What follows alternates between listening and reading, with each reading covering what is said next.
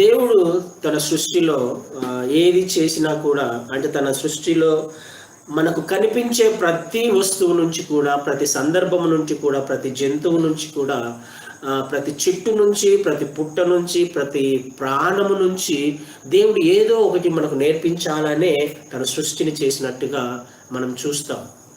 తన సృష్టిలో ఉన్న ప్రతి విషయాన్ని చూసి, ఆకాశమును చూసి మనం పాఠం నేర్చుకోవచ్చు కదా.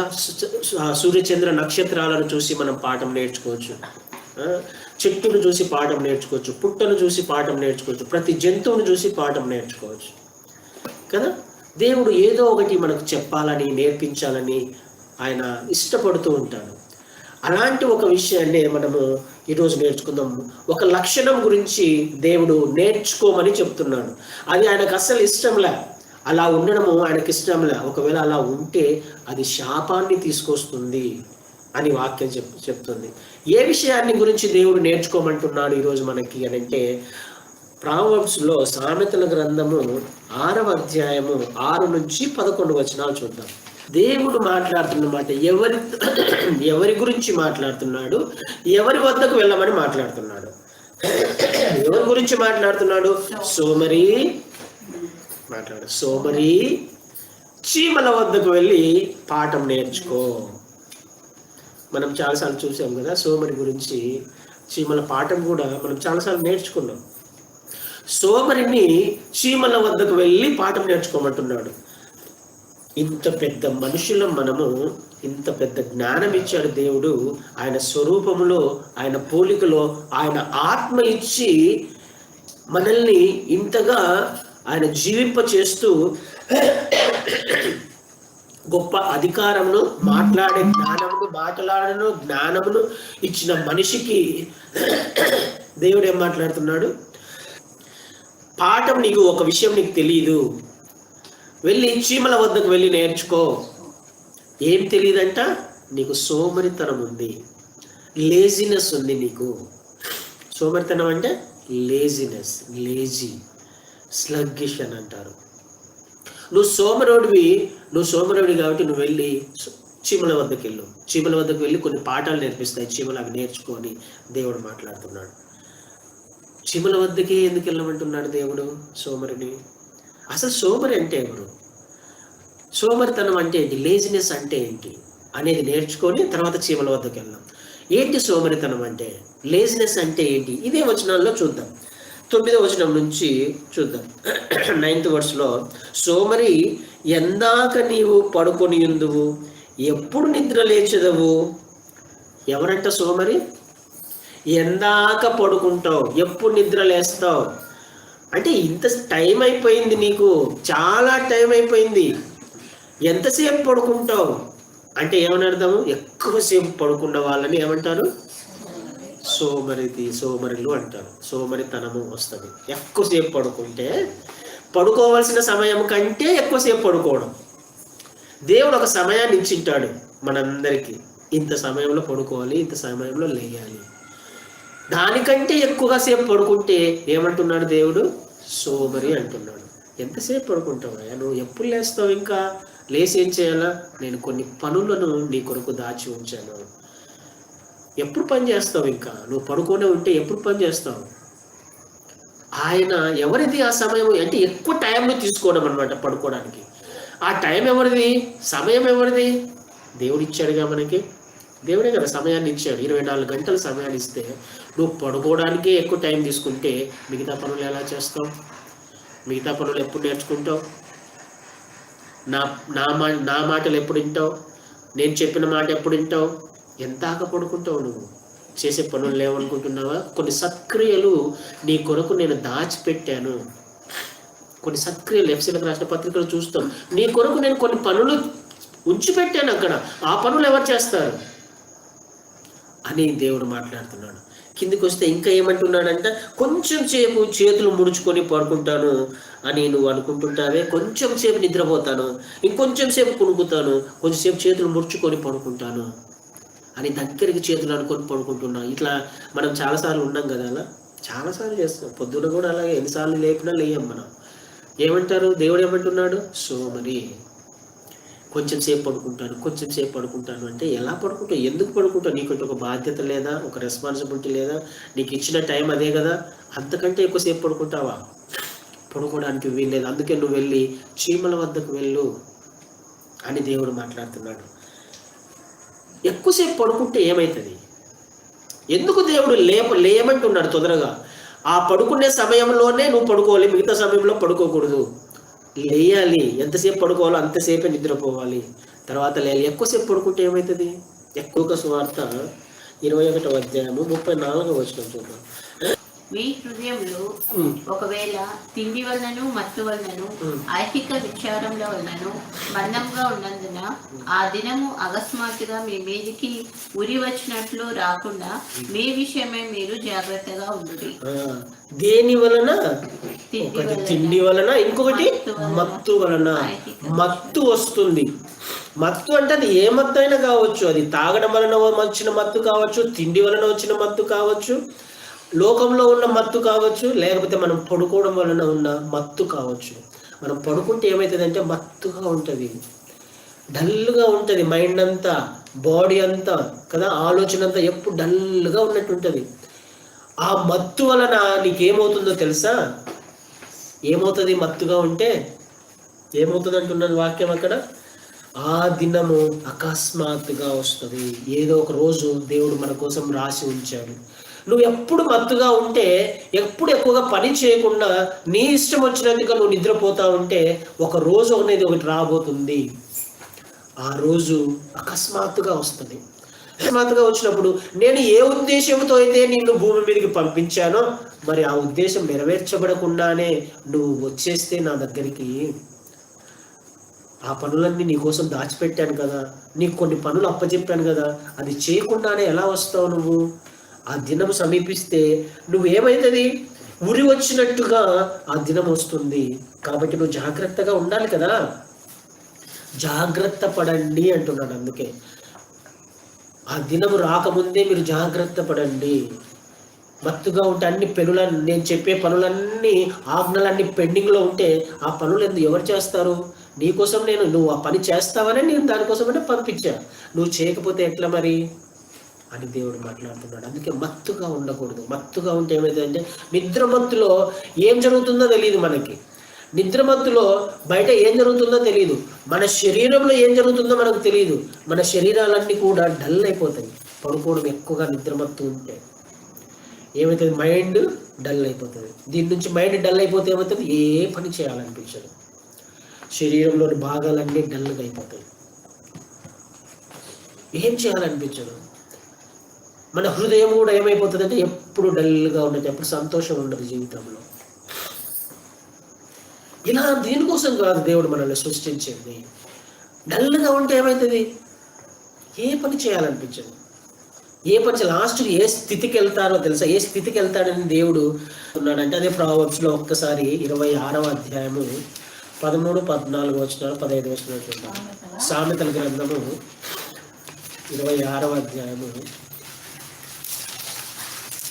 13, 14, 15, 16. మరి దారిలో సింహం ఉన్నందున వీధిలో సింహం ఉన్నదను, వీధిలో సింహం ఉన్నదను. ఉతక మీద తలుపు తిరుగును, తన పడక మీద సోమరి తిరుగును. సోమరి పాత్రలో తన చెయ్యి ముంచును, నోటి వద్దకు దాన్ని తిరిగి ఎత్తుట కష్టమనుకొనును. హేతువులు చూపగల 7 కంటే సోమరి తన దృష్టికి తానే జ్ఞాని అనుకొనును.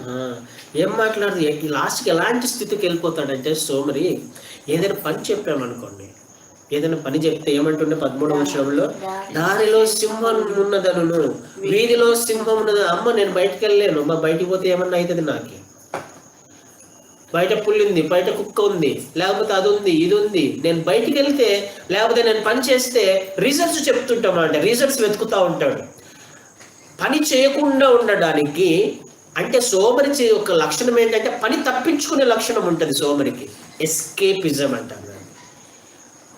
నేను చేయను అంటారు. అమ్మ నేను చేయలేను, ఆ పని చేయలేను. ఎందుకు చేయలేవు? చేయాలనే దేవుడు ఉద్దేశించినప్పుడు ఆ పని నువ్వు ఎందుకు చేయలేవు? చేయడానికే దేవుడు ఆ పని నీ కొరకు నిర్ణయించి పెట్టాడు. చేయగలవు, కానీ నువ్వేమంటున్నావు? చేయలేను అంటున్నావు. ఆ పని చేస్తే నాకు అదవుతుంది, నాకు ఇదవుతుంది, నేను చేయలేను, సింహం ఉంది, పులి ఉంది, నన్ను చంపేస్తుంది, నా వలన కాదు, నేను చేయలేను. రీజన్స్ వెతుక్కుంటూ ఉంటాడనమాట. సో పని చేయకుండా ఉండడానికి, పని తప్పించుకునే నైజము సోమరిది, పని తప్పించుకునే నైజం. దానికోసం దేవుడు మనల్ని సృష్టించాలా? పని చేయడానికే సృష్టించాడు. సోమరిగా ఉండడానికి దేవుడు మనల్ని సృష్టించాలా? రీజన్స్ చెప్పి పని తప్పించుకోవడానికి దేవుడు మనల్ని సృష్టించాల. మళ్ళీ తర్వాత ఏం చెప్తాడంట 14వ వచనంలో, ఉతక మీద తలుపు తిరుగును, తన పడక మీద సోమరి తిరుగును. ఉతక అంటే ఇంగ్లీష్లో హింజెస్ అని ఉంటుంది. హింజెస్ అని అంటే ఇప్పుడు ఆ డోర్ ఉంది కదా, డోరుకి ఆ డోర్ ఫిక్స్ చేయాలంటే దేని మీద ఫిక్స్ చేస్తాం? అక్కడ హింజెస్ ఉంటాయి కదా డోర్కి, అక్కడ మేకులు కొట్టింటారు కదా, ఆ చివరిన అది దాన్ని బేస్ చేసుకొని ఇట్లా తిరుగుతూ ఉంటుంది కదా, దాన్ని హింజెస్ అంటారు, ఉతక అంటారు. ఆ డోర్ ఏం చేస్తుంది? అది ఫిక్స్ అయిపోయి ఉంటుంది కాబట్టి ఒక చెక్కకి, దాన్ని చెక్కకి ఫిక్స్ అయిపోయి డోర్ అంటే మూసుకుంటుంది, ఈ వరకు తిరుగుతుంది. ఎంతవరకు వెళ్ళగలదు ఆ డోరు? దాని సరౌండింగ్ ఎంత దాకా వెళ్ళగలదు? అది ఎంతవరకు పెద్దగా ఉందో అంత దాకా వెళ్ళదు. వీడి దాకా రాగలదా డోరు? వీడి దాకా రాలేదు. ఎందుకు రాలేదు? అది ఫిక్స్ అయిపోయింది అనమాట. ఒక చోట ఫిక్స్ అయిపోయి అక్కడి నుంచి అక్కడికి మాత్రమే మూవ్ అవ్వగలదు. సోమరిపోతే ఏం చేస్తాడు అంటే ఏమంట అక్కడ, తన పడక మీద సోమరి తిరుగును, తన పడక దిగడు అనమాట. అంటే అక్కడ ఫిక్స్ అయిపోయి ఉంటాడు, బెడ్ మీద ఫిక్స్ అయిపోయి ఏదైనా పని చెప్తే అసలు కిందికి దిగడానికి అక్కడక్కడే తిరుగుతూ ఉంటాడు, కాల్సి అక్కడే లేస్తుంటాడు, అక్కడ ఏమైనా భోజనం తెమ్మన్నా అక్కడికే పనులన్నీ తెప్పించుకోవడానికి ట్రై చేస్తూ ఉంటాడు అనమాట. పనులన్నీ అక్కడికే జరగాలి, కానీ బెడ్ మాత్రం దిగరు. ఆ డోర్ ఏ విధంగా అయితే ఫిక్స్ అయిపోయిందో అంతవరకే పనులు చేస్తారు, అంతవరకే తిరుగుతారు. బెడ్ మీదనే పనులు అయిపోవాలన్నట్టుగా, కిందికి దిగాలని కూడా ఆలోచన ఉండదు వాళ్ళకి. అలాంటి స్థితికి వెళ్ళిపోతారంట సోమరులు. ఇలా ఎక్కువసేపు పడుకోవడం వలన, ఎక్కువసేపు నిద్రపోవడం వలన, దేవుడిచ్చిన సమయం కంటే ఎక్కువసేపు పడుకోవడం వలన కిందికి దిగాలనే ఆలోచన కూడా చివరికి రాదు. కిందికి దిగలేని పరిస్థితిలోకి వెళ్తారు. ఇంకేమంటున్నారు తర్వాత, సోమరి పాత్రలో తన చెయ్యి ముంచును, నోటి యొద్దకు దాన్ని తిరిగి ఎత్తుట కష్టం అనుకొనును. భోజనం చేయాలనుకున్నప్పుడు భోజనం ఒకవేళ భోజనం చేద్దున్నాడు అని అంటే కష్టంతో భోజనం చేసి సరేలే తినాలి కదా, తినడం కూడా వాళ్ళకి చేత కాదనమాట. కలుపుకోవడంత వరకు కలుపుకుంటారు. ఇప్పుడు దీనిని ఎత్తాలంటే కూడా బద్ధకం. ఆ చెయ్యిని ఎత్తి ముద్ద నోటి దగ్గరికి పెట్టుకోవడానికి కూడా బద్ధకం, కష్టం అవుతుంది అని అంటున్నాడు. నోటి యొద్దకు దాన్ని తిరిగి ఎత్తుట కష్టం అవుతుంది. అలాంటి స్థితిలోకి వెళ్తారు సోమరితనం ఎక్కువైపోయినప్పుడు. దానిని పట్టించుకోకపోతే, దాన్ని నెగ్లెక్ట్ చేస్తే లాస్ట్కి చివరికి వెళ్ళే పరిస్థితి ఏంటంటే భోజనం చేయడానికి కూడా నీకు ఇష్టం ఉండదు, కష్టమైపోతుంది. ఆ చెయ్యి ఎత్తడం కూడా బరువు అయిపోతుంది మనకి. నా వలన కాదంటే ఎవరో ఒకరు తినిపించాలన్నట్టుగా ఆ పని కూడా చేసుకోలేని పరిస్థితిలోకి సోమరులు వెళ్తారు. తర్వాత, హేతువులు చూపగల 7 కంటే సోమరి తన దృష్టికి తానే జ్ఞానిని అనుకొనును. ఏమనుకుంటాడంట? హేతువులు చూపే 7 కంటే, అంటే వాళ్ళు ప్రూవ్ చేసి అదే ఇది కరెక్ట్ కాదు, ఇది మంచిది కాదు అని చెప్పడానికి ఎంత ప్రయత్నం చేస్తున్నా వాళ్ళు ఏమనుకుంటారు? ప్రూవ్ చేస్తారు, ఇలా చేస్తే ఇలా అవుతుంది. హేతువులు అంటే రుజువుపరుస్తారు అనమాట. ఇలా ఉంటే ఇలా ఉండకురా నాయన, నువ్వు ఇలా ఉండొద్దు, ఇలా ఉంటే నీకు ఇలాంటి పరిస్థితులు వస్తాయి, ఇలా ఆరోగ్యం పాడవుతుంది, ఇలాంటి స్థితిలోకి వెళ్తావు, దేవుడికి నచ్చదు ఇలాంటివి అని ఎంతగా చెప్పాలని ప్రయత్నం చేస్తున్నా వాడు ఏమనుకుంటాడంట? తన దృష్టికి తానే జ్ఞానిని అనుకుంటాడు. నేను చెప్పేదే నిజము. ఎవరు చెప్పారు అలానే ఎక్కడన్నా రాయబడిందా? లేదుగా. అంటే నేనే జ్ఞానిని, నాకే అంత తెలుసు అన్నట్టుగా ప్రవర్తిస్తూ ఉంటారు. వేరే వాళ్ళ మాటలు అసలు వినరు. చాలా డేంజర్ పొజిషన్ అది. ఎందుకంటే ఫిజికల్గా మాత్రమే ఇలాంటివి జరుగుతుంటాయేమో, కానీ ఆత్మలోకంలో కొన్ని పరిస్థితులు కూడా జరుగుతుంటాయి, అది మనకు తెలియదు. మనల్ని సోమరిగా ఉంచాలనే ఆత్మలోకంలో, స్పిరిచువల్ రెలంలో సాతాను ఎంతగానో ప్రయత్నం చేస్తూ, అది మన వీక్నెస్ అయితే వాడికి ఏమైపోతుంది? బలం అయిపోతుంది. మనము నాశనానికి వెళ్ళడానికి వాడికి మనమే ఒక ఆయుధాన్ని ఇస్తున్నట్టు సోమరితనం ద్వారా. నేను చేయలేను అని నా వలన కాదు అని ఒకసారి ఒక మాట మనం అనుకున్నామంటే మన మైండ్లో నాకు కావాల్సింది అదే అంటాడు సాతాను. నువ్వు అలాగే ఉండు, నువ్వు దిగొద్దు, నువ్వు చేసుకోవద్దు పనులు, నేనున్నాను కదా. ఇంకా వీక్నెస్ ఎక్కువగా తీసుకొచ్చే ప్రయత్నం చేస్తూ ఉంటాడు. అలాంటి ఎస్కేపిజము, పని తప్పించుకునే నైజంలో ఈ సోమరిపోతూ ఉండడానికి ప్రయత్నం చేస్తూ ఉంటాడు ఎప్పుడు కూడా. 22:13 అదే ప్రావర్బ్స్లో 22:13. ఇర్మియా గ్రంథము 48వ అధ్యాయము 10వ వచనం. యెహోవా కార్యమును అశ్రద్ధగా చేయవాడు శాపగ్రస్తుడగును గాక, రక్తము ఓర్చకుండా ఖడ్గము దూయవాడు శాపగ్రస్తుడగును గాక. ఏం మాట్లాడుతున్నాడు దేవుడు? దేవుడు కొన్ని పనులు మన కొరకు సిద్ధపరిచి ఉంచాడు. ఎక్కడి దాకా తీసుకెళ్తుంది మనల్ని? ఈ లేజినెస్, ఈ సోమరితనం ఎక్కడి దాకా తీసుకెళ్తుంది? దేవుని శాపానికి కారణమయ్యేలా. దేవుని శాపమే వస్తుందంట మనకి. దేవుని పనిని అశ్రద్ధగా చేస్తే కొన్ని కార్యాలు దేవుడు మన కోసం సిద్ధపరిచాడు. కొన్ని సత్క్రియలు చేయడానికే మనం వచ్చాం, కొన్ని పనులు చేయడానికే ఒక ఉద్దేశ ప్రకారమే మనం వచ్చాం. కానీ ఆ పనులు చేయకుండా మనిష్ట ప్రకారము పడుకుంటే, సోమరిగా జీవిస్తే, ఆ పనులను తప్పించుకునే ప్రయత్నం చేస్తే, దేవుడు ఏమంటున్నాడు? అశ్రద్ధ చూపిస్తే, దేవుని పనులను అశ్రద్ధ చేస్తే ఏమంటున్నాడంటే శాపగ్రస్తుడగును గాక. శాపగ్రస్తుడైపోతే శాపం వస్తుంది. దేవుని శాపం వస్తే మన పరిస్థితి ఏంటి? ఈ లోకంలో సరిగా ఉండలేం, ఈ లోకంలో ఆరోగ్యంగా జీవించలేం, సరిగా జీవించలేం. తర్వాత ఆయన దగ్గరికి, దేవుని దగ్గరికి వెళ్ళగలం? అసలు వెళ్ళలేం.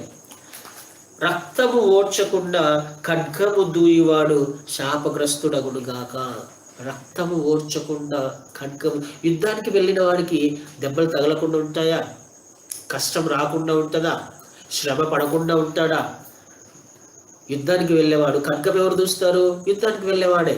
యుద్ధానికి వెళ్ళేవాడికి శ్రమ పడకుండా, కష్టపడకుండా యుద్ధాన్ని చేయగలడా? అసలు చేయలేడు.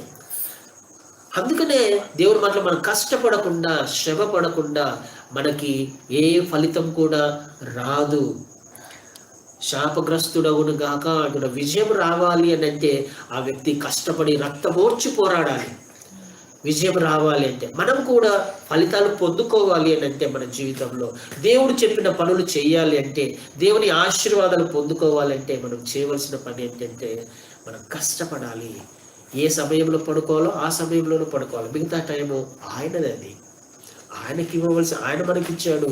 ఆ టైంలో మనం కష్టపడాలి.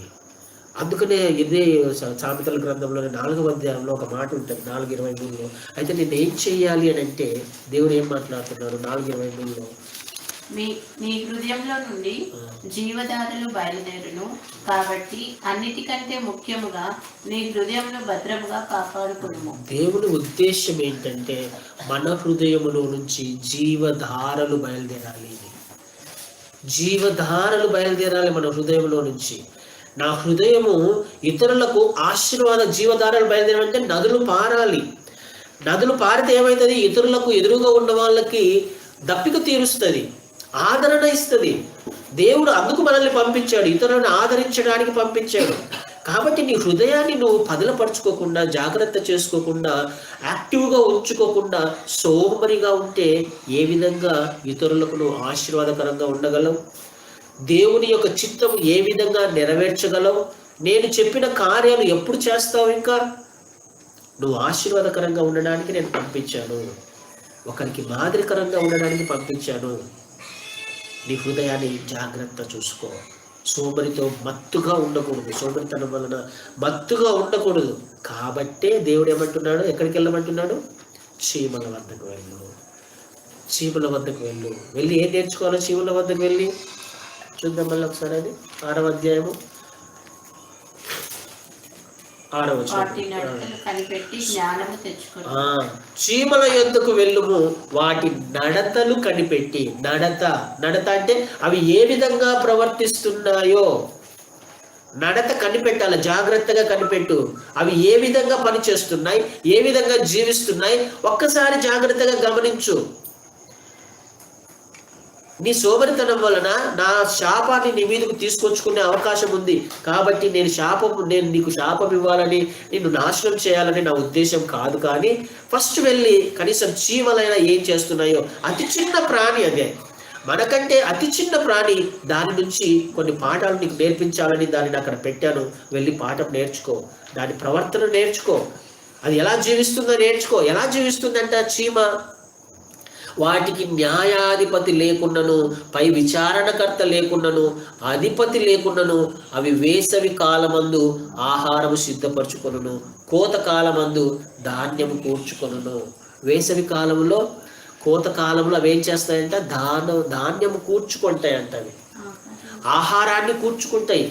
అవన్నీ ఏం చేస్తాయి? ఎప్పుడైనా చూసామా చీమలు ఎలా వెళ్తుంటాయో? లైన్గా ఒక క్రమంలో స్ట్రైట్గా వెళ్తూ ఉంటాయి. అవి ఎంత కష్టపడతాయి? వేసవి కాలంలో కష్టపడతాయి, అవి పంట వచ్చే సమయంలో కష్టపడతా ఉంటాయి. బాగా కష్టపడి, ఎందుకు కష్టపడతాయి అవి అంతగా కష్టపడతాయి? వాటి శక్తికి మించి కష్టపడతాయి అంట ఆ సమయంలో, ఆ సీజన్లో. ఎందుకు? వర్షకాలం వస్తే అవి బ్రతకలేవు పాపం. వర్షం పడినప్పుడు ఆ నీళ్ళలో కొట్టుకుపోతాయి, బయటికి రావు అవి. వర్షం పడినప్పుడు బయట తిరగలేవు అవి.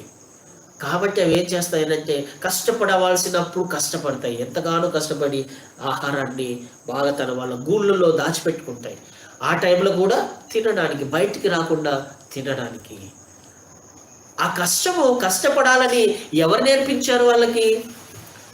ఎవరు నేర్పించారు చీమలకి? పైన ఏమంటుంది? ఎవరన్నా ఉన్నారా నేర్పించడానికి? ఎవరు లేరు. విచారణకర్త లేడు, అధికారి లేడు, చెప్పేవాళ్ళు ఎవరు లేరు చీమలకి. కానీ దానంతకు అదే నేర్చుకుంది. దాని జీవితం ఏంటంటే, అమ్మో వర్షకాలం వస్తే నేను బ్రతకలేను, అది మనకు తెలియాలి. ఎవరు ఉండాల్సిన అవసరం లేదు. మన హృదయాన్ని, మన హృదయంలో దేవుడు ఉంటే ఏం చేస్తామని ఒకరు చెప్పాల్సిన అవసరం లే. అది సెల్ఫ్గా మనంతకు మనం తెలుసుకోవాల్సిన విషయం. అది వాళ్ళకి విచారణకర్త లేదు, ఎవరు లేరు. కానీ మనకు ఉన్నాడు, దేవుడు ఉన్నాడు, వాక్యం ఉంది, ఎంతోమంది చెప్పేవాళ్ళు ఉన్నారు, అయినా కానీ వినం. 7 చెప్పినా కానీ వినమంట. వినని పరిస్థితి. నేనే జ్ఞానిని, నాకే తెలుసు అంతా అనుకుంటాను. కాదు, దానికి ఎవరు లేరు, అధికారులు లేరు, ఎవరు లేరు. అవంతకు అవే చక్కగా మాట్లాడుకొని అవంతకు ఏం చేస్తుంటాయి? ధనాన్ని సమకూర్చుకుంటున్నాయి. నీలో రావాలి, నీ ఉజ్జీవం నీలోంచే రావాలి, వేరే వాళ్ళు చెప్పాల్సిన అవసరంలా. నీ అంతకు నువ్వు తెలుసుకోవాలి. ఒకరు చెప్పే పని కాదు నీకు. దేవుడు నిన్ను నిర్మించాడు ఆయన స్వరూపంలో, ఆయన పోలికలో. అలాంటప్పుడు ఏం చేయాలి మనం? ఆయనకు మహిమకరంగా జీవించొద్దా? ఆయన ఘనత కొరకు మనం జీవించొద్దా? మన కొరకు సిద్ధపరిచిన సత్క్రియలను మనం చేయొద్దా? చెయ్యాలి అని దేవుడు మాట్లాడుతున్నాడు. వెళ్ళి నేర్చుకో. కష్టపడాల్సినప్పుడు కష్టపడు. ఒక వయసు వచ్చిన తర్వాత ఎలాగో కష్టపడలేము. ఇంకా ఒక వయసు వచ్చిన తర్వాత నువ్వు కష్టపడాలన్నా అంత అవకాశం లేదు నీకు. వయసు ఉన్నప్పుడే, సమయం ఉన్నప్పుడే, కష్టపడాల్సిన సమయం ఉన్నప్పుడే కష్టపడాలి. శ్రమకు మించి కష్టపడు. తర్వాత ఎవరు సుఖపడతారు? మనమేగా. కష్టపడిన వాళ్ళే తర్వాత సుఖపడతారు. అవి కష్టపడి అవన్నీ సమకూర్చుకొని వర్షాకాలంలో లోపలికి వెళ్ళి హ్యాపీగా కూర్చొని తింటూ ఉంటాయి, బయటికి రాకుండా.